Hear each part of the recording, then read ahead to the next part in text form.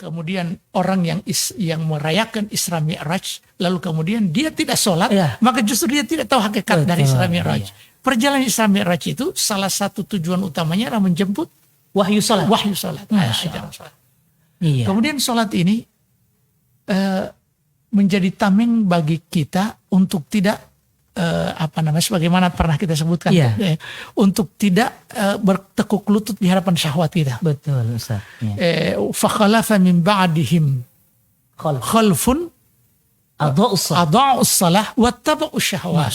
Dan mereka meninggalkan generasi fakhalafa min ba'dihim khalfun adha'us salah. Generasi yang bagaimana ciri khas generasi itu yang mereka tinggalkan adalah adha'us salah, menyanyiakan salat. Ya. Setelah itu wattaba'u syahwat, dan mereka bertekuk lutut di hadapan syahwat. Kenapa bertekuk lutut di hadapan syahwat? Karena adha'us shalah.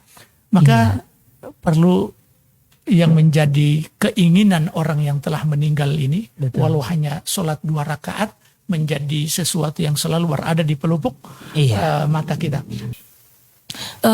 Apa yang kita bahas tadi ini memberikan pelajaran dan pengajaran kepada kita bahwa sholat adalah suatu hal yang sangat penting dalam kehidupan kita, yang harus kita jaga, ya.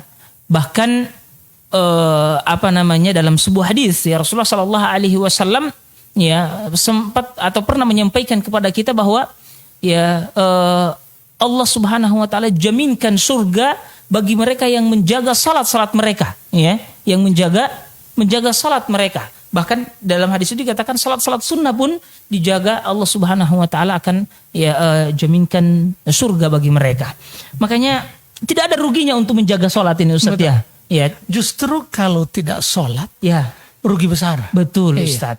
Bahkan tadi Ustaz, ayat yang Masya Allah Ustaz sebutkan tadi itu, mereka jadi generasi yang bertekuk lutut di hadapan syahwat. Bertekuk lutut di hadapan syahwat ini. Dan ini karena adha'us salah, Allah menyanyiakan salat.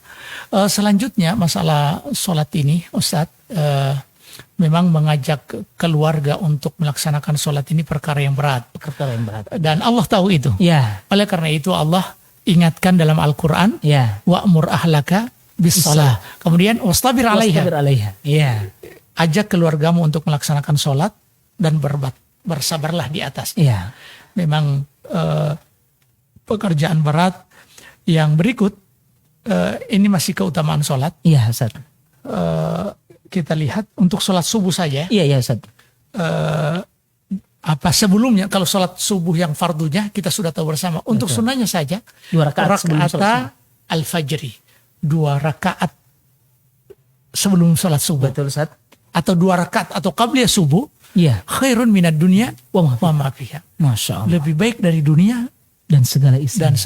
Luar biasa.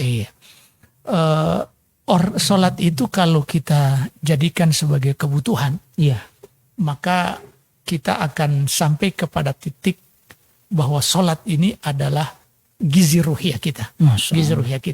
Dan kita tidak akan meninggalkan sholat. Ada pendapat begini, Ustaz. Nunggu pongola matabiyah. Nunggu pongola meletu.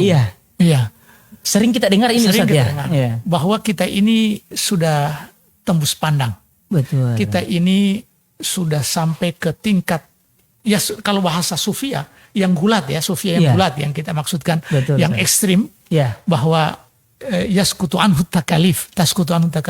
Jadi segala beban syariat ini sudah terlepas karena dia sudah ke tingkat tertentu. Kalau kita lihat, bukankah Nabi ini sudah tembus ya? Betul, Ustaz. Karena memang dibaringi wahyu dan tidak diragukan lagi tembusnya Rasulullah SAW. Bukankah Rasulullah ini sudah ada advis dan sudah ada jaminan dari Allah Subhanahu Wa Taala. Inna fatahna laka fatham mubina liyaghfira lakallahu ma taqaddama min dzambika wa ma ta'akhkhar. Dosa yang lalu dan yang akan datang, atau yang akan datang dan telah lalu, itu telah dijamin diampuni oleh Allah Subhanahu wa taala, tapi masih bengkak betisnya. Betul. Bengkak betisnya. Luar biasa. Kalau hanya kesibukan yang membuat kita meninggalkan sholat dan tidak sholat, maka apakah ada yang lebih sibuk dari berperang? Betul. Iya. Ternyata dalam peperangan juga tetap ada yang namanya sholat, dan ini disebut dengan sholatul khauf. Iya. Sholat itu tidak bisa ditinggalkan. Iya. Bahkan dalam kondisi tidak ada air sekalipun, Kita diperintahkan bertayamum. diperintahkan untuk bertayamum. Padahal tidak ada, Iya, tidak ada betul. air. Sebenarnya bukankah bukankah kesucian itu menjadi prasyarat dari Sahnya sholat. sahnya sholat? Iya. Dan untuk mengangkat hadas itulah air. Di air, iya betul Ustaz. Air tidak ada, tapi sholat tetap Diperintahkan. diperintahkan dengan cara tayamum. Masya Allah. Dalam keadaan orang tidak mampu untuk berdiri, Betul Ustaz. tidak terlepas kewajiban sholat. Bisa Betul, dia sholat duduk. Iya. Tidak mampu duduk, tidak terlepas juga kewajiban sholat. Dia bisa melaksanakannya berdiri. Betul. Berbaring. Berbaring tidak bisa dengan isyarat. Kalau dengan isyarat sudah tidak bisa, disolati dia. Disolati. Dia yang disolati. Masya Iya. Allah.